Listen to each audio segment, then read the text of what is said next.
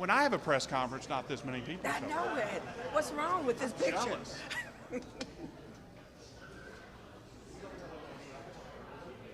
No. How are you?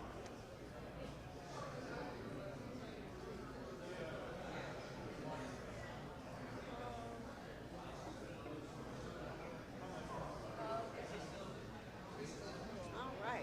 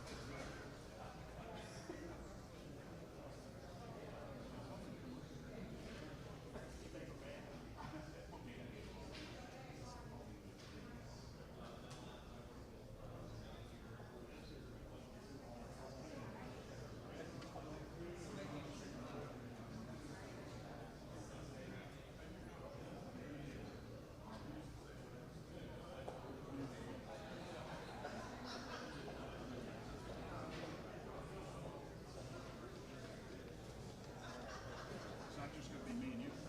Doesn't look like it. You okay?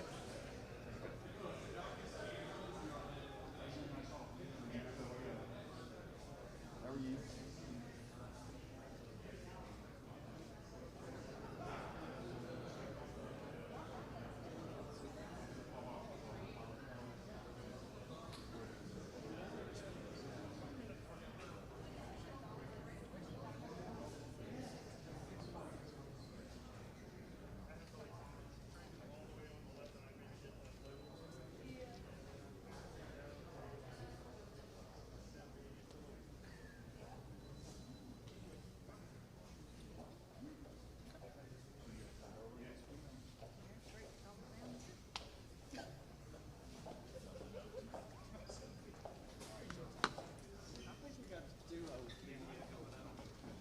You opening up? Yes, sir. Okay.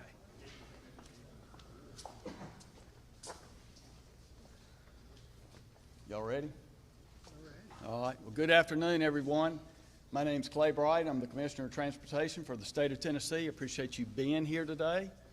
I had a few brief remarks I want to make before I turn it over to Governor Lee and Governor Hutchinson, who is with me today. And I appreciate both of them being with them and with me today and the support they're giving us.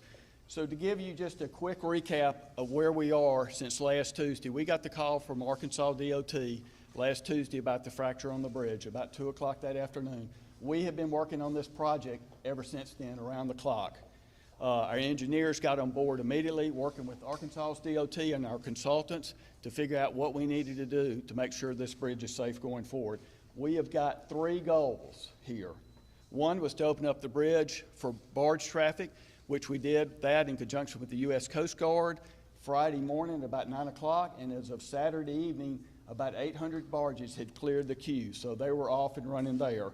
Our second priority that we have here is opening the bridge for vehicular traffic, and the third priority that goes along with that second one is to complete the inspection on the bridge and to make sure and look for any long-term issues that may be related to this failure. We're going to look over the whole bridge in conjunction with Arkansas DOT. So our first phase in this fix for the bridge repair is where we're going to be having some plates, 35-foot long plates, steel plates going on each side of the fracture beam that's the lowest member on the bridge that you see over there. We've got an arrangement with Stupp Bridge out of Bowling Green, Kentucky. They have the materials available. In fact, they're working this morning and right now as far as the final design on those plates so we can put that into fabrication. Our expectation is to have that fabricated Wednesday and Thursday of this week. TDOT has trucks ready to go on standby with help support vehicles also to go pick up the material, the 2 plates, which weigh about 18,000 pounds, and bring them directly to the job site. So our Phase 2 design is also underway. Phase 2 is going to enable us to put equipment in, the resources in, to span that fracture, to be able to cut the fracture out and replace the fracture with a brand new material. So we're working on that right now. So we've been working, as I've said, in conjunction with TDOT.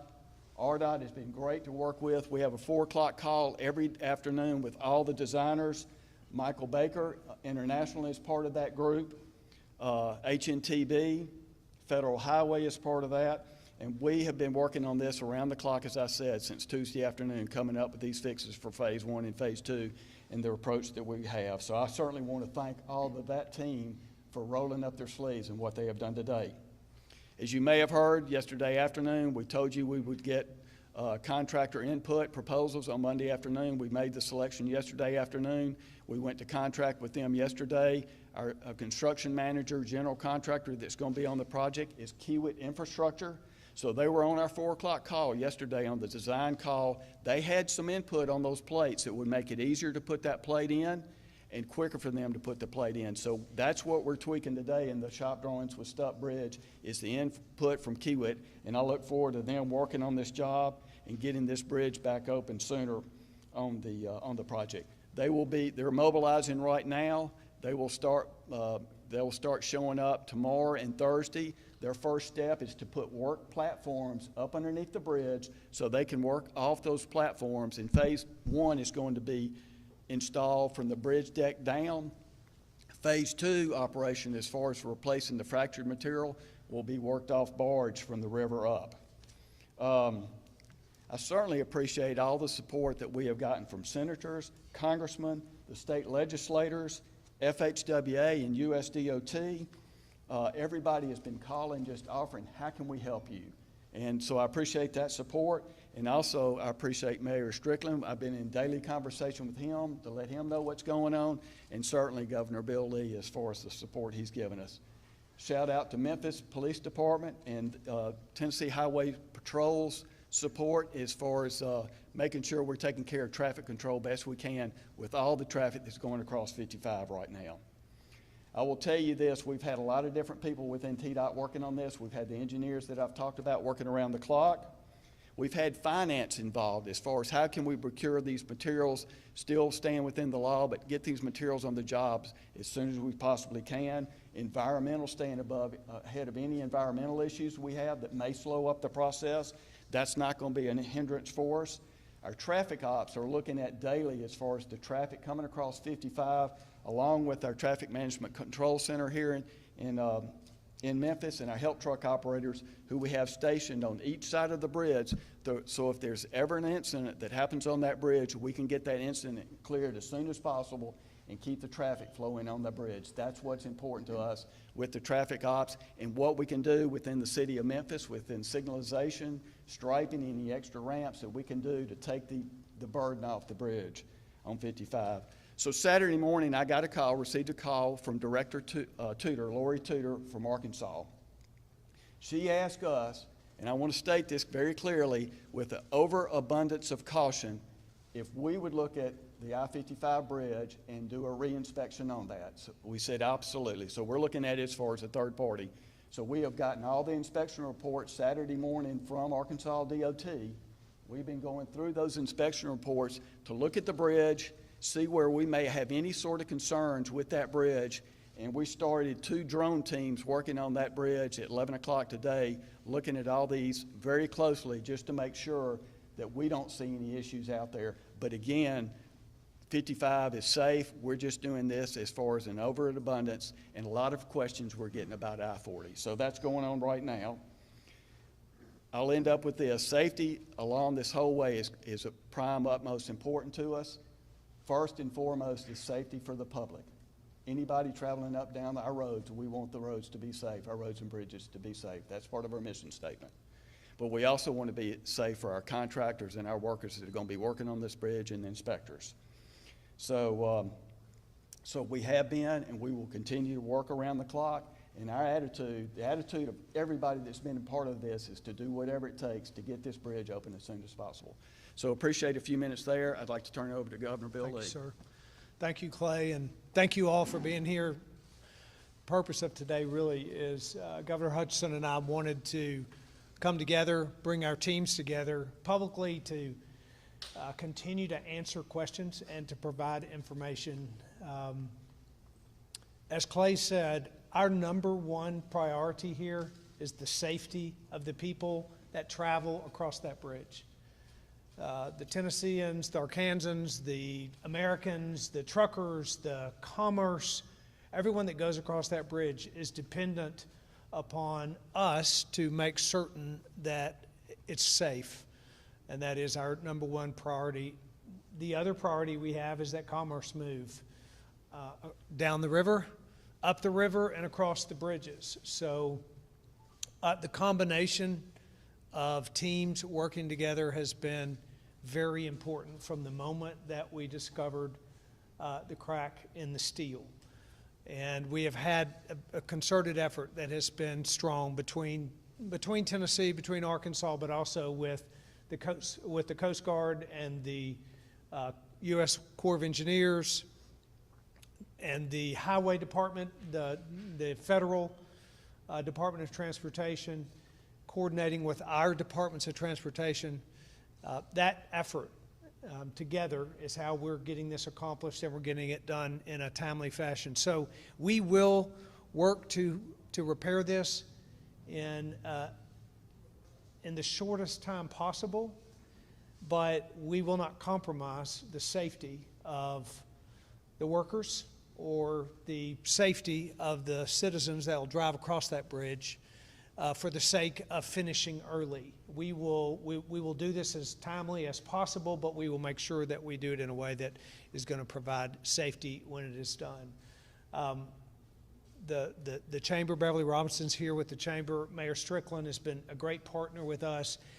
And Governor Hutchinson from Arkansas called me early on. We communicated with each other about how it is that we could make sure that this mutual interest for both of our states and for the people on both sides of that river, that we solve this expeditiously. And I'm grateful for his commitment and for his working together and for his teams working with us, and glad to come together to express all of this, to give communication. We want to continuously be doing so, but to also answer your questions. But first, Governor Hutchinson.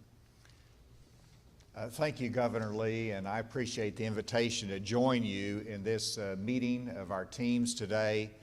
And the purpose was simply to see, is there anything more we can do to speed up the process in a safe fashion, to make sure that the resources are there, that we're expediting in every way we can consistent with safety. And I want to express thanks for the partnership that we have with Governor Lee and his team. This is not the first issue that we've worked on together, but there's not a more important issue that we've worked on in terms of the flow of commerce and the safety of our citizens. And Governor Lee has been an incredible partner in this. And I did want to introduce Alec Farmer to my right, who is our Commissioner of the Arkansas Highway Commission. Lori Tudor is our Director, who has been working on this day in and day out. And this is a critical link for Arkansas. Whenever you see a break in the commerce, whenever you see a defect in a bridge, then you realize how dependent you are on that flow of commerce. And it really impacts the Arkansas side, as some of my Arkansans that came over here today know the delay that's involved. And so we want to act with a sense of urgency, but we also depend upon the safety of that bridge. And so everything that we want to do will be moving with safety as the foremost principle involved. It's going to take some time. We're going to have to be patient. We're going to have to adjust some of our flow patterns. but we're going to work together to get this done as soon as possible and in a safe way to make sure our citizens know that safety is the premium quality that we want to emphasize.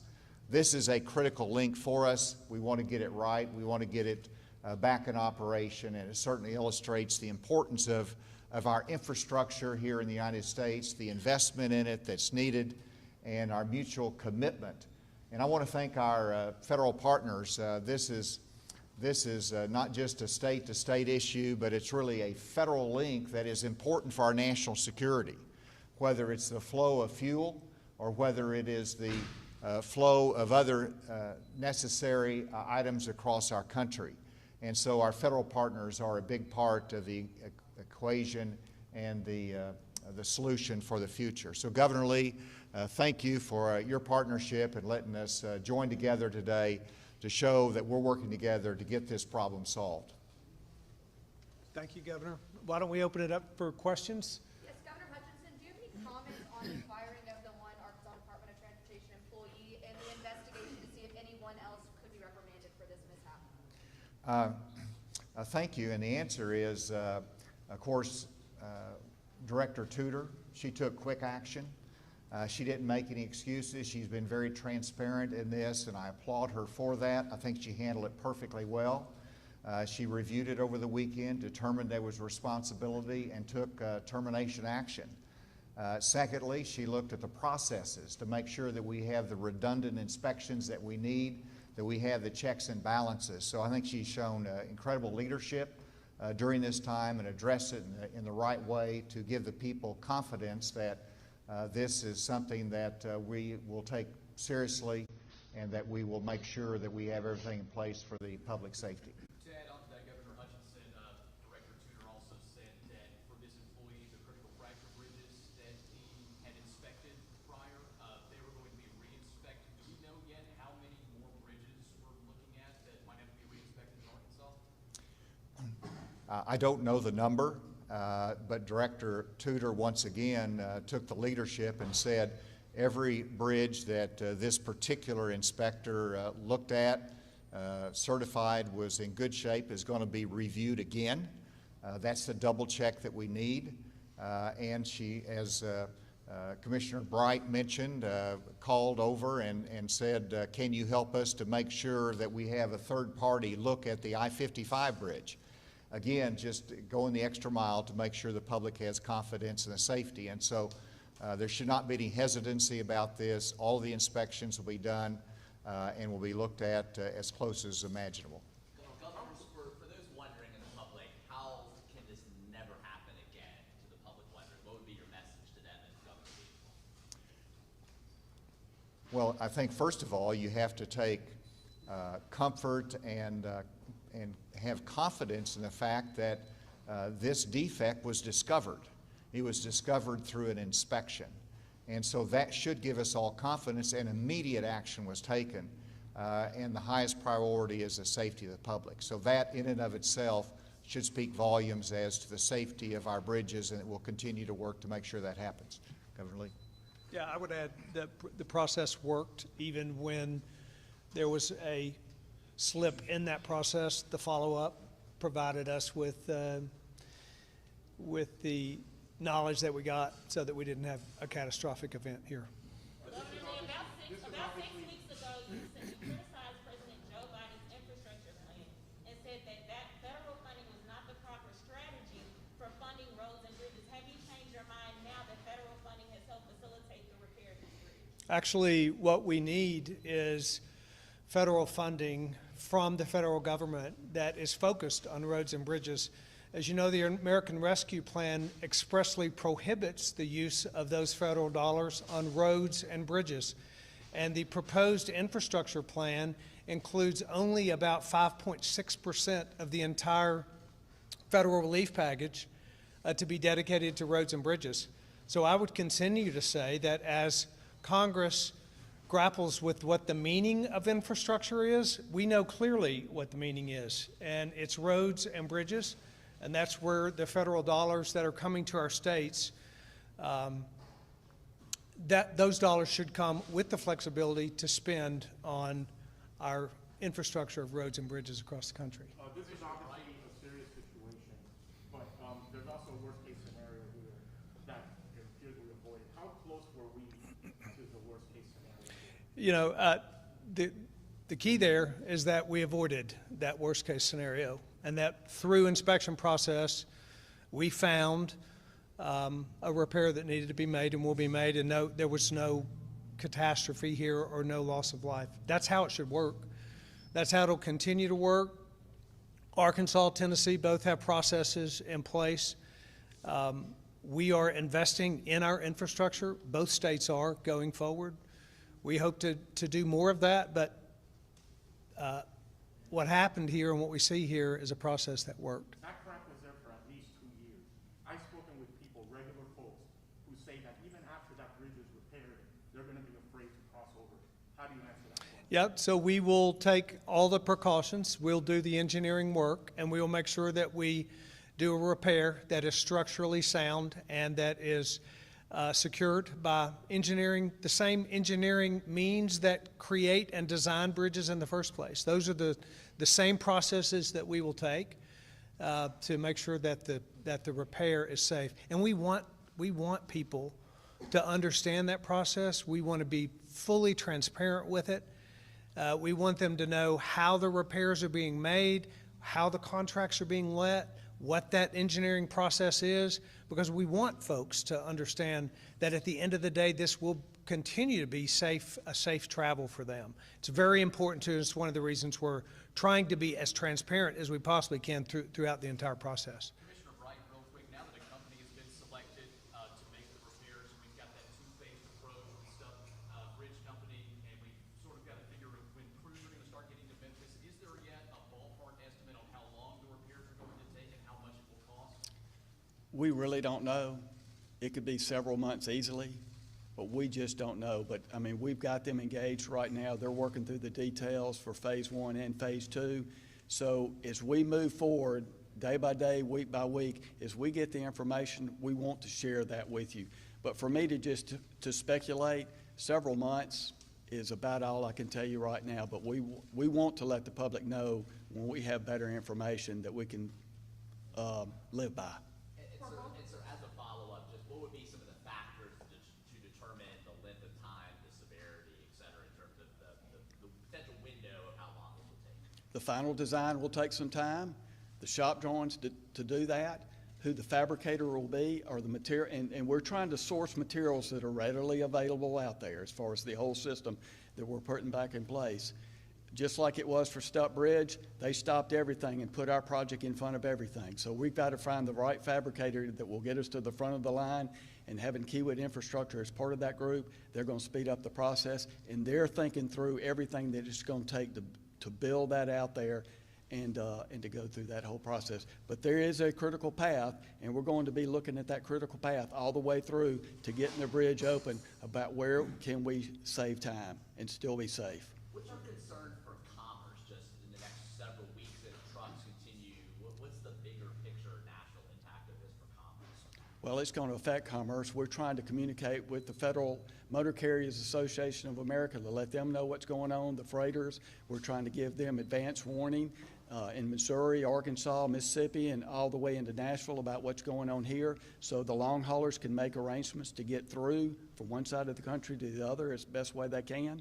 And you know, our permitting office within TDOT is working with the overweight, overdimensional loads that are coming through the state and trying to figure out what the best way for them is to get through and not tie up 55. So we're working at all different levels, just like I said with the help truck operators, just to make sure the traffic is flowing as best it can. To go off of that, more so for the trucking, this is for both governors. Have any been initial or continuing conversations with the Arkansas and Tennessee Trucking Associations about working with them as we try to get this bridge repaired for them?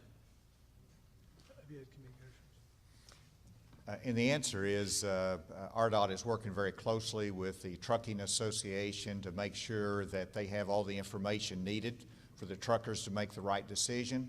One of the things that we discussed in our planning meeting prior to this news conference was how can we alert the public as far in advance as possible. And so that's the Trucking Association will be working with the trucking companies to look at different logistics means. I know down in Helena, West Helena, the bridge there, that they've had increased traffic through that area. You're going to have different routes that will be run. And then in terms of the commerce of the general public, that's where we need to have our signage up in Little Rock to make sure that as you get on I-40, you know that there's going to be a slowdown as you get toward the Memphis bridge, so they can make alternative decisions as well. So it's education as well as the transparency that Governor Lee talked about. And finally, in terms of the time frames, you know, Commissioner Bright said it exactly right. We got to wait on the engineering work. But we're going to be monitoring that to make sure that it's done safely and based upon engineering standards, but also that it's done as expeditiously as possible. So that's a good time frame until we get more information. Governor Lee? Both governors, do you guys, are you going to push for a third bridge? Do you see that as a need? I think right now our primary objective is to get this one repaired. There are a lot of conversations about what the future holds infrastructure-wise, but we really are not talking about that. Currently, what we're focused on is getting this bridge repaired. Governor, I think we have time for one more question. Okay, we got one more? In terms of cost of this, Who's not asked a question? We'll go there. Yes.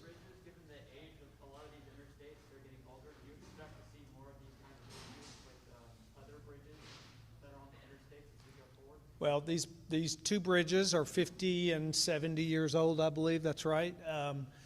So we certainly know that the inspection process that we have is very important, and that investing in maintenance of our transportation system is incredibly important. It's why there is a broad conversation about infrastructure work. The state of Tennessee, as you know, invested $240 million through the Improve Act. We've invested $140 million this year in our Transportation Equity Fund.